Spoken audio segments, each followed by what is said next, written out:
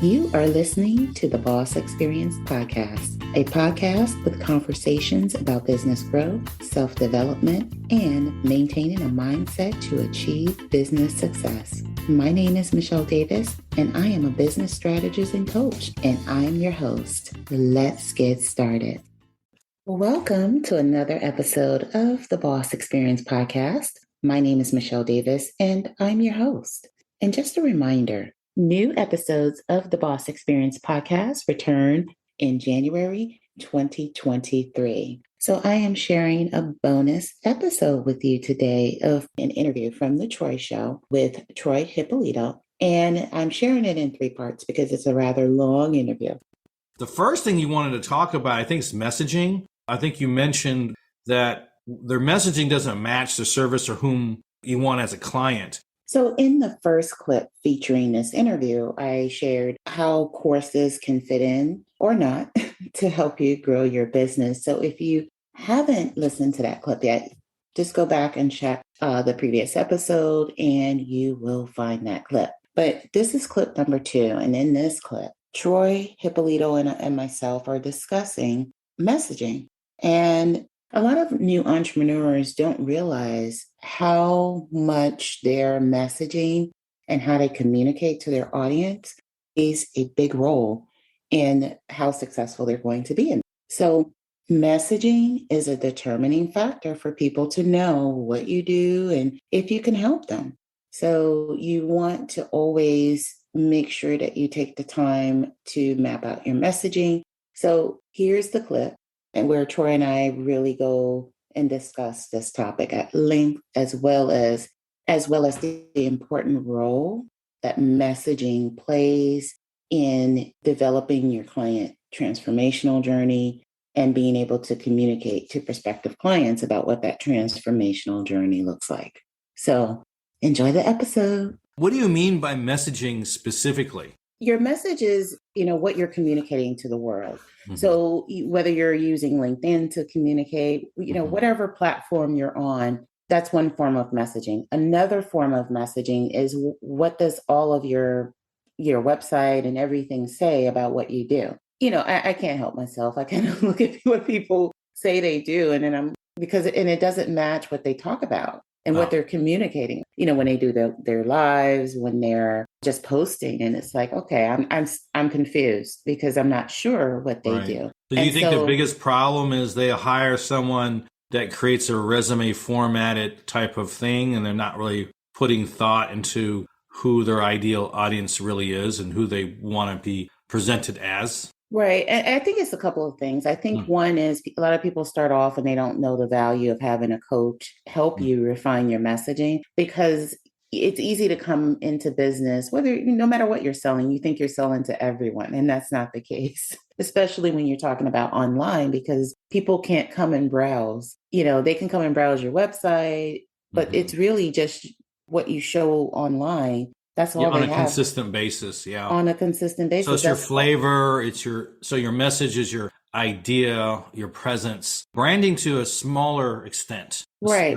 And even with your branding is like, what is your brand voice? What are you known for? If I'm known for business coaching and strategy, and all of a sudden I'm, talking about health outcomes, that would be a little bit jarring for your audience. And so when you're talking about building out your services, you need to think, what is your message? Because your overarching message as a professional service provider needs to coincide with the services you're providing and everything you communicate. I always, talk about the example when people are, they're saying they're a coach or they're a business mentor. There's so many different terms. And they post plates of food, and it's not even appetizing looking food. But they post plates of food. Someone has a preference. Yeah, they post. Your food is not that great anyway. Yeah, they post things that really, and I'm just using that as an example, but they're posting things that really don't coincide with, Well, it takes a while too to get a good feel for what you want to present. And even me, like today, I just saw something that was hilarious, and I wanted to put it on LinkedIn just because it would make people's day go better, but I do have a strategy. My Mondays is like keep it real, you know? Hmm. And I post it on the thing that says this has nothing to do with business or LinkedIn, or does it? Because your mood makes all the difference. So I'm giving some good advice, although we have this person and it's a big bumblebee costume. And I don't know if it's one of those restaurants that I don't know what it was, but and the person was doing a sexy dance, right? It's just really stupid. I said, yeah, I'm gonna post that on there, and that's what my biggest oddity, you know. And there's But I nothing always wrong tie with it that. back into thought process, mood shift, you know, Mhm. to be more positive, and it all has to do with being successful, you know, on LinkedIn for me. So Yeah, and there's nothing wrong with that. And I think people they don't take the time to understand what their messaging is. They don't take time to develop a strategy. And messaging really just comes down to you sitting down and thinking about what message do I need to communicate? What are the pain points of the people that are my target audience? And a lot of people don't even know who their target audience is. They haven't defined it. They don't know yeah, who they're talking to, and so their message is missing the people that they want to work with the most. I'll tell you how I try to achieve some of this is I take the client, I slow them down, and I say, here's a form, and it's going to take you an hour and a half to fill, and it's going to be pretty painful.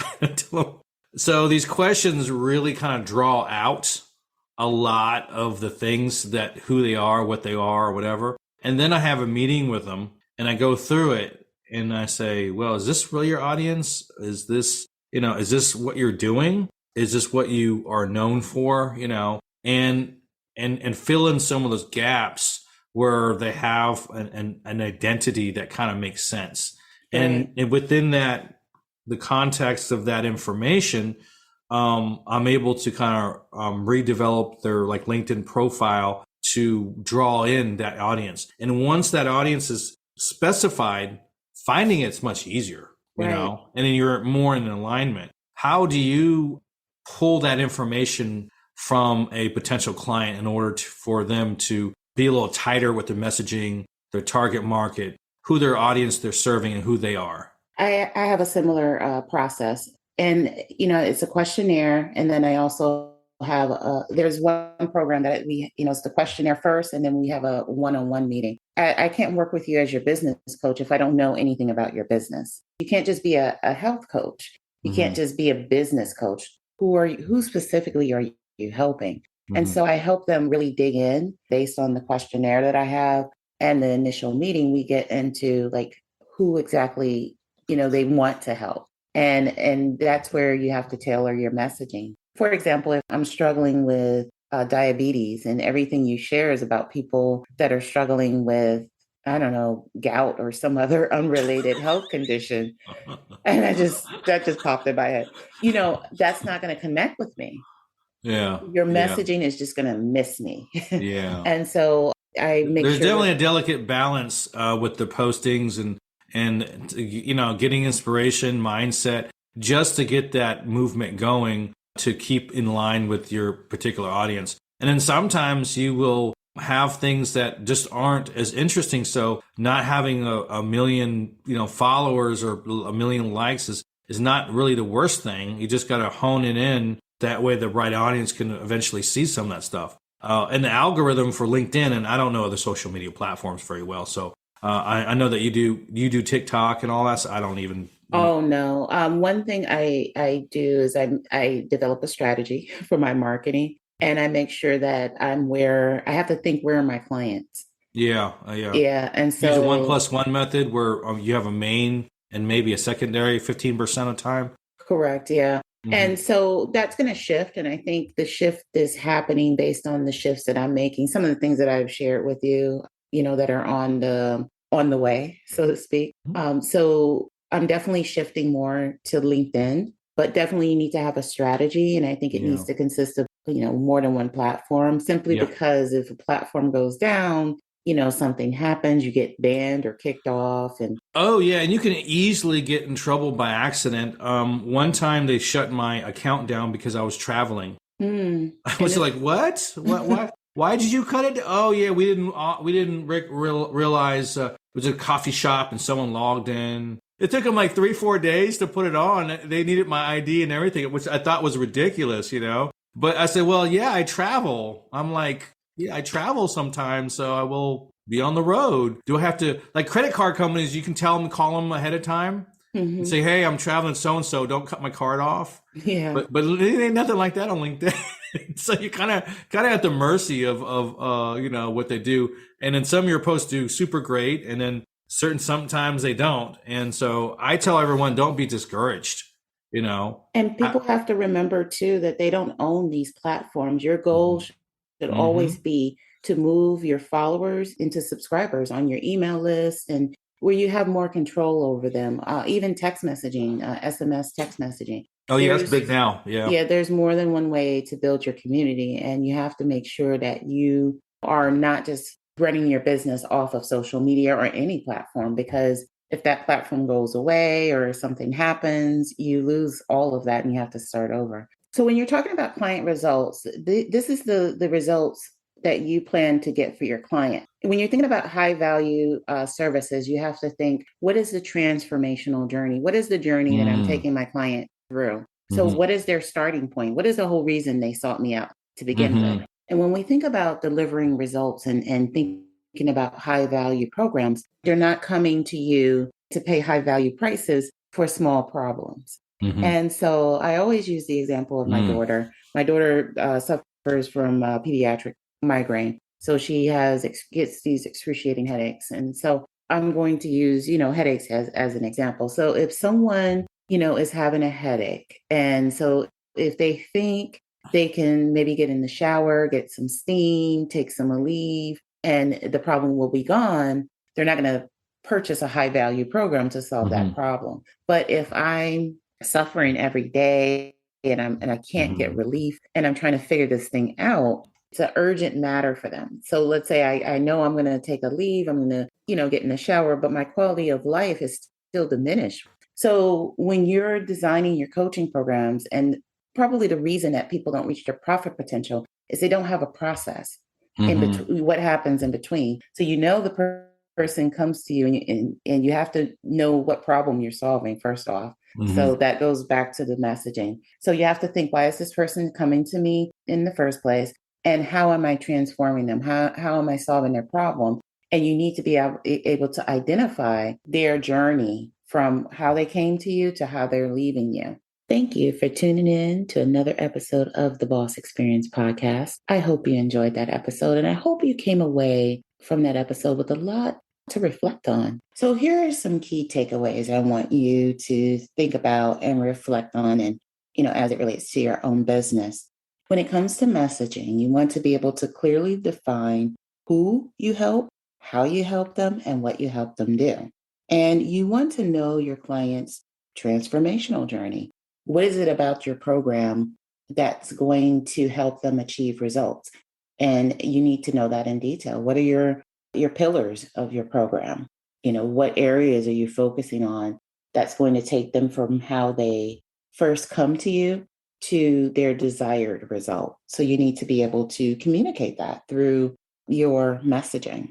Another takeaway I want you to have is that you want to plan out how you will communicate with your audience. So you don't want to do this on a fly. You don't want to decide what you're going to post on social media just to stay active, because you just don't want to be active. You want to be effective, and you want to be able to attract people who don't know you, or people that have been following you for a while. They're just waiting for that moment to work with you. So you want to keep them engaged and help them to understand what you do and that you're the right service provider for them. The other takeaway I want you to have is to take the time to review your online presence. This is like a big mistake I made early on in my entrepreneurial journey. Is I started off with different services, and then as I evolved and changed services, I often had information online that was conflicting. And so when it comes to messaging and for people to find you and feel like you're the service provider that can solve their problem, you want to make sure that you have clear and consistent messaging and that everything's updated. So don't make my stupid mistake where I was doing one thing and I had forgotten that I portrayed myself one way on maybe one platform and never went back to update it. And then, only to later find out I probably lost clients because of it. Just make sure you identify where you show up online and you make sure that everything about you, your business, is true and accurate to what you're doing in the present moment. And just as a reminder, you can always visit ceoblueprintacademy.com. That's ceoblueprintacademy.com to see how you can work with me. So with that being said, that concludes this episode. Thank you once again for tuning in. And I can't wait for you to tune in to another episode of the Boss Experience Podcast. New episodes of the Boss Experience Podcast return in January 2023. Take care and be well. Hey, it's Michelle here from the Boss Experience Podcast. Are you a coach, consultant, or other professional service provider trying to figure out where your next client lead is coming from? There are professionals on LinkedIn closing more deals than any other platform. You want to know why? People log on to Facebook and Instagram for social purposes. However, people come to LinkedIn for the sole purpose of networking with other professionals and doing business. When you implement a LinkedIn strategy correctly, it makes the difference between scrambling for your next client and having leads flowing into your business. So my friend, Troy Hippolito, just so happens to be a LinkedIn expert. And when you work with Troy, you get the exact formula to not just get a lead, but actual clients. So if you need a dedicated done-for-you service or just the blueprint to be effective on LinkedIn, Troy's got you covered. Just visit ceogameplan.com to schedule a free, no-obligation call with Troy to see how you can leverage LinkedIn for your business. Now back to the episode. Thank you for tuning in to the Boss Experience Podcast. Don't forget to leave a review for this episode and tune in next time.